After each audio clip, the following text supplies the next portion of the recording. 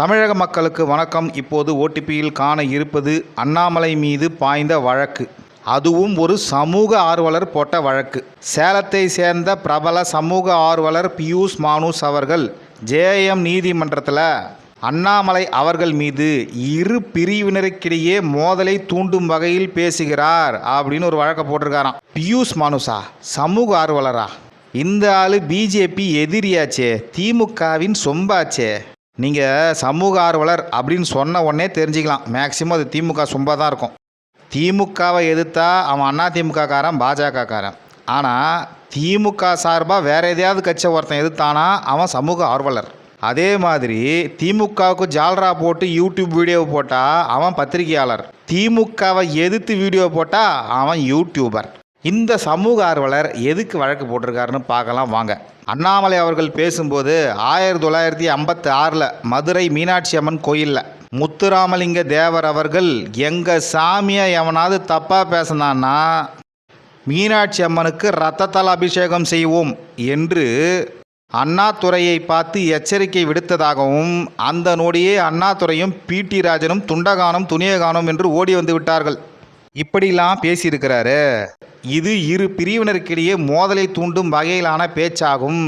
எந்த இரு பிரிவினருக்கிடையே? பிஜேபி மற்றும் திமுகவா? பிஜேபியும் திமுகவும் ஒன்று எதிர்த்து தான் இப்பயும் பேசினுக்குது. அண்ணாதுரை விமர்சித்தா அது சரியில்லை, தப்புன்னு சொல்லிட்டு போங்க. அவர் அதை சொல்லும்போது சில நடுநிலை ஊடகத்தை தவிர மீதி எல்லா திமுக சொம்பு ஊடகங்களும் அப்படி ஒரு சம்பவம் நடக்கலை, அண்ணாமலை தப்பாக சொல்கிறாருன்னு அப்பயே நியூஸை போட்டுட்டாங்க. அவர் சொன்னப்பயே யாரும் சண்டை போட்டுக்கல, இப்போயா சண்டை போட்டுக்க போகிறாங்க? இன்னைய தேதிக்கு அண்ணாதுரை மற்றும் திமுக தலைவர்களெல்லாம் விமர்சித்தா எந்த இரு பிரிவுக்கும் சண்டைலாம் வராது. அவர் அப்போ பேசினதை இப்போ முரசொலியில் படிச்சுட்டு திமுக காரங்க ட்ரிக்கர் ஆகி பிஜேபி காரங்கிட்ட சண்டைக்கு வந்துடுவாங்களா? அவங்களால ஒரு விஷயம் சரியில்லை தப்புன்னு சொல்ல முடியாதா? கருத்தால் எதிர்கொள்ள முடியாதா? அவங்க என்ன படிப்பறிவு இல்லாத காட்டு மிராண்டிகளா? காலம் எவ்வளோ மாறிடுச்சு, இப்போ போய் இதை சொல்லிவிட்டார் அத்தை சொல்லிவிட்டாருன்னு ஒரு வழக்கு. இந்த வழக்கை ஒரு திமுக காரன் போட்டால் கூட பரவாயில்ல, சமூக ஆர்வலர் போடுறான், ரெண்டும் ஒன்று தான்றீங்களா? சரி, ஓகே. இந்த திமுக காரன் காரன்லாம் 24 மணி நேரமும் சனாதனத்தை ஒழிப்போம், சந்தானத்தை ஒழிப்போம், ஆரியன் திராவிடன் பார்ப்பனன் சூத்திரன், நீ இந்த ஜாதி நீ அந்த ஜாதின்னு பேச்சு ட்வீட்டு வீடியோன்னு தான் வாழறானுங்க. அதனாலலாம் எந்த இரு பிரிவுக்கும் சண்டை வந்துடாதா? வராது. ரெண்டு பிரிவுக்கிடையே சண்டையா? அது இல்லை, இவர்கள் மீது வழக்கு. ஏன்னா ஆள்றது திமுக. சரி, ஓகே. இது பற்றி அண்ணாமலை அவர்களின் கருத்து என்ன? கடந்த 3 வருஷமாகவே என் மேலே ஏகப்பட்ட வழக்குகளை திமுக போட்டு நேகுது. எல்லாம் எதுக்காக? எப்படியாவது என்னை ஆஃப் பண்ணிடணும்னு பார்க்குறாங்க. நீ எத்தனை வழக்கு ஒன்றா போட்டுக்கோ, திராவிட முன்னேற்ற கழகத்தை எக்ஸ்போஸ் பண்ணுறதை நான் நிறுத்தவே மாட்டேன்.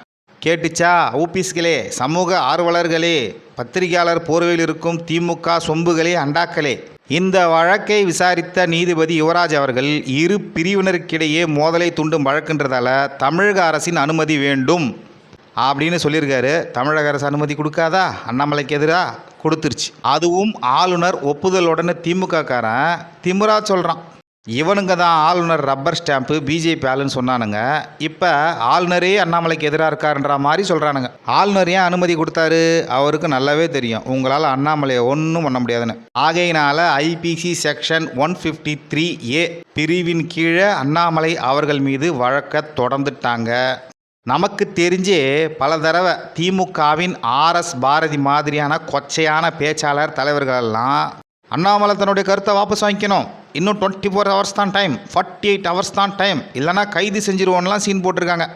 அண்ணாமலை அவர்களும் கூலாக சிரிச்சுக்கிட்டே, அண்ணா நீங்கள் சொன்ன 24 ஹவர்ஸ் முடிஞ்சிருச்சு, 48 ஹவர்ஸ் முடிஞ்சிருச்சு, இங்கே தான் பிஜேபி ஆஃபீஸில் தான் இருக்கேன், வேறு எங்கேயும் ஓடலை ஒலியலை, முடிஞ்சால் கைது பண்ணிக்கோங்கன்னு கெத்தாக சொல்லுவார். சமீப காலத்தில் திமுக தன்னை எதிர்க்கிறவங்க, அவங்கள பேட்டி கேட்குறவங்கன்னு எல்லாரையும் தூக்கி உள்ளே போடுது. தன்னை எதிர்க்கும் துணிச்சல் தமிழ்நாட்டில் யாருக்கும் இருக்கக்கூடாது என்று காவல்துறையை ஏவல்துறையாக மாற்றி ஏவி விடுது.